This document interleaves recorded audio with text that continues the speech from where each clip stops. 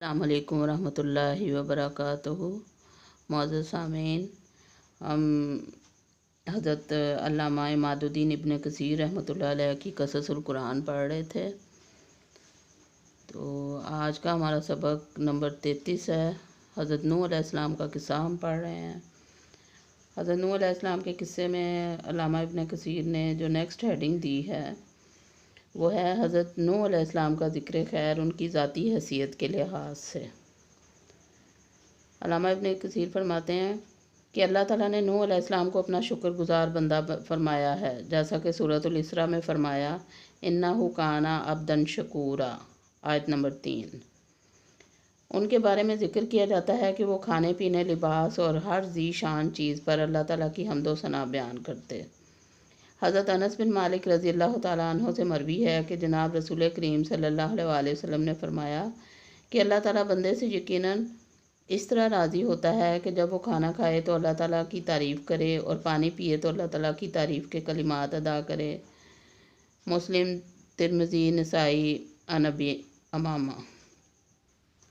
और शकूर की तारीफ़ ये है कि शकूर उस शख्स को कहते हैं जो दिलो ज़ुबान, आज़ा व जवारे से हर वक्त हमातन अतात बजा लाए। जैसा कि शायर ने कहा अफ़ादत कुमुन्नौमा उमिन्नी सलासा यदी व लिसानी व ज़मीरिल महजबा। तर्जमा, तुम्हारे एहसानात ने मेरी तरफ से तुम्हें 3 चीज़ों का फ़ायदा पहुँचाया, मेरे हाथ, मेरी ज़ुबान और पोशीदा दिल का। नूह अलैहिस्सलाम के रोज़े। हज़रत अब्दुल्ला बिन उमर रज़ी अल्लाह तआला अन्हु से मरवी है कि रसूलुल्लाह सल्लल्लाहु अलैहि वसल्लम ने फरमाया नूह अलैहिस्सलाम ने यौमुल फ़ितर और यौमुल अज़हा के दिनों के सिवा तमाम ज़माने के रोज़े रखे।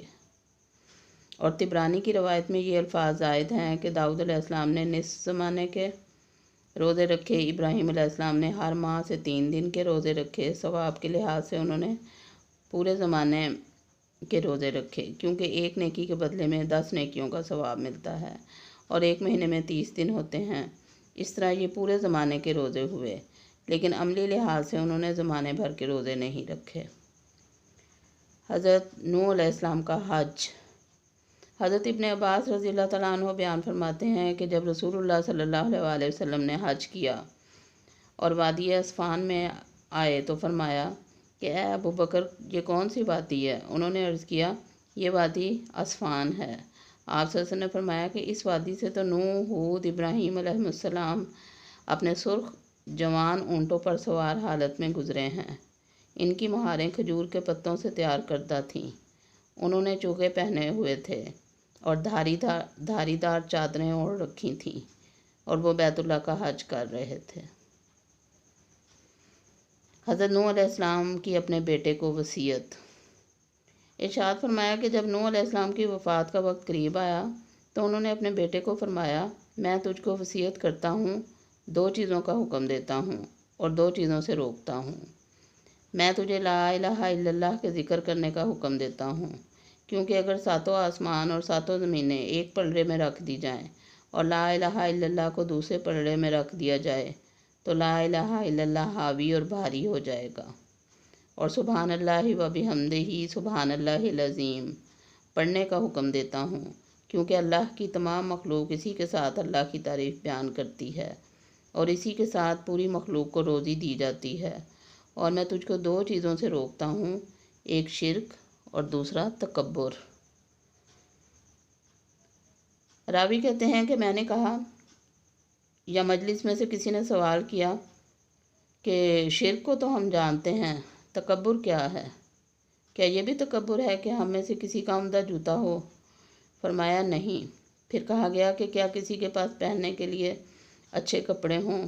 फरमाया नहीं। फिर कहा गया कि क्या अच्छी सवारी का मुहैया होना तकब्बुर है? फरमाया नहीं। फिर कहा गया कि क्या ये तकब्बुर है कि इसके पास बैठने वाले साथी हों? फरमाया नहीं। रावी कहते हैं कि मैंने कहा या कहा गया कि ए अल्लाह के रसूल सल्लल्लाहु अलैहि वसल्लम, फिर तकब्बुर क्या है? जवाब में आप सल्लल्लाहु अलैहि वसल्लम ने इरशाद फरमाया कि तकब्बुर ये है कि हक बात का इनकार किया जाए और लोगों को हकीर समझा जाए। इसकी सनद सही है। मुस्नद अहमद। اور طبرانی نے بھی یہ روایت عبداللہ بن عمر سے بیان کی ہے کہ رسول صلی اللہ علیہ وسلم نے فرمایا کہ نوح علیہ السلام کی اپنے بیٹے کو وصیت میں یہ بات بھی تھی کہ میں تجھے 2 چیزوں کے کرنے کا حکم دیتا ہوں اور 2 چیزوں سے روکتا ہوں۔ پھر مسند احمد کی مذکورہ روایت کی طرح بیان کیا، اور ابو بکر البزار نے بھی عبداللہ بن عمر بن خطاب رضی اللہ تعالیٰ عنہ سے اسی طرح روایت بیان کی ہے، لیکن صحیح اور ظاہر بات وہی ہے جو مسند احمد اور طبرانی میں ہے کہ اس روایت کو بیان کرنے والے صحابی عبداللہ بن عمر بن عاص ہیں۔ واللہ عالم۔ نوح علیہ السلام کی عمر۔ جب آپ علیہ السلام کشتی میں سوار ہوئے تو اس وقت ان کی عمر 600 سال تھی۔ اسی طرح کی روایت ابن عباس رضی اللہ تعالیٰ عنہ سے آ چکی ہے۔ حضرت ابن عباس رضی اللہ تعالیٰ عنہ نے مزید بیان کیا کہ وہ طوفان کے بعد 350 سال زندہ رہے، لیکن یہ بات صحیح معلوم نہیں ہوتی۔ اگر اس روایت اور قرآن کے بیان میں مطابقت نہ ہو سکے تو مذکورہ روایت کی بات لازمی طور پر غلط ہوگی۔ قرآن مجید کے الفاظ کے سیاق سے پتہ چلتا ہے کہ نوح علیہ السلام نبی بننے کے بعد اور طوفان آنے سے پہلے تک اپنی قوم میں 950 سال ٹھہرے۔ پس طوفان کے آنے کے بعد کتنی مدت زندہ رہے اس کا علم تو اللہ تعالیٰ کو ہی ہے۔ حضرت ابن عباس رضی اللہ تعالیٰ عنہ کا قول اگر محفوظ اور صحیح ہے کہ نوح علیہ السلام کی بعثت 480 برس کی عمر میں ہوئی اور طوفان کے بعد وہ 350 سال زندہ رہے تو ان کی کل 1780 برس بنتی ہے۔ نیکسٹ ہیڈنگ ہے حضرت نوح علیہ السلام کی قبر مبارک کہاں ہے؟ ابن جریر اور الزرقی نے عبد الرحمن بن ثابت اور دیگر تابعین وغیرہ سے مرسلاً روایت کی ہے کہ نوح علیہ السلام کی قبر مسجد حرام میں ہے۔ یہ بات بعض متاخرین کی رائے سے زیادہ قوی اور مضبوط ہے، جو یہ کہتے ہیں کہ قبر بقا شہر میں ہے، جو آج کل کرک نو کے نام سے مشہور ہے، اور اسی وجہ سے وہاں ایک مسجد بھی تعمیر کی گئی ہے۔ واللہ عالم۔ وما علینا الا البلاغ۔ حضرت نوح علیہ السلام کا قصہ قصص القرآن میں مکمل ہوا۔ نیکسٹ ہم شروع کریں گے انشاءاللہ حضرت ہود علیہ السلام کا قصہ۔ وما علینا الا البلاغ۔ اللہ حافظ۔